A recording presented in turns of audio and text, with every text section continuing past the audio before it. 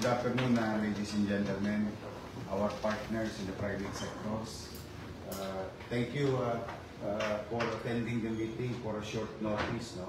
As you all know, you were just informed of you a day or two ago that we wanted to meet you. We will discuss matters, other important matters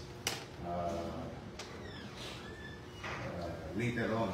But meron lang akong isang urgent that the City of Manila receive a disconnection notice for Meralco, Manila Water, Manila Internet Service Provider, sa mga eskwelahan, health center, at sa city government facilities. No?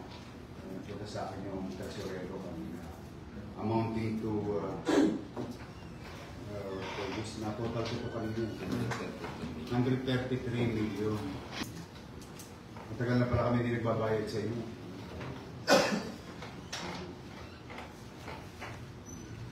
March, April, May, June.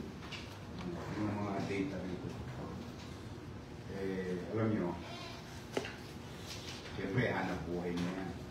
Ayoko naman pakialaman yung hanap buhay niya. At may mga tao rin kayong pinususweldo, pag ang hanap buhay niyo tumatakbo ng maayos, yung mga taga-empleyado ninyo, makakapagsweldo rin ng maayos. But I hope I'm not asking too much. As the Mayor of Manila, on behalf of our people, wala kami kapera-pera. As in literal. They can claim whatever they want to claim.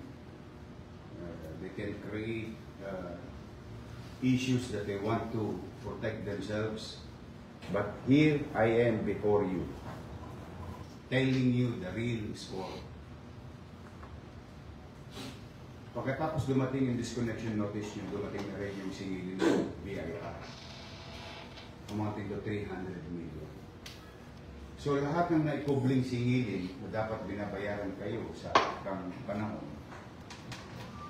itinago yan o maaaring ipinagkailayan, ngayon bumubulagta sa amin at masasakripisyo. Imagine niyo, puputulan natin God Andres Bonifacio Hospital.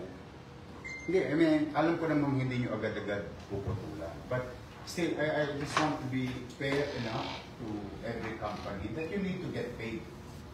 You need to get paid.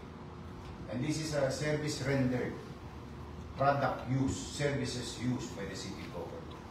Now, moving forward, Meralco, Glow, Smart, Converge, Manila, Manila Water. Pwede ba bigyan niyo ako ng breathing room muna? Pwede bang makisuyo na huwag niyo muna kami putulan ng kuryente, tubig, internet, and so on and so forth.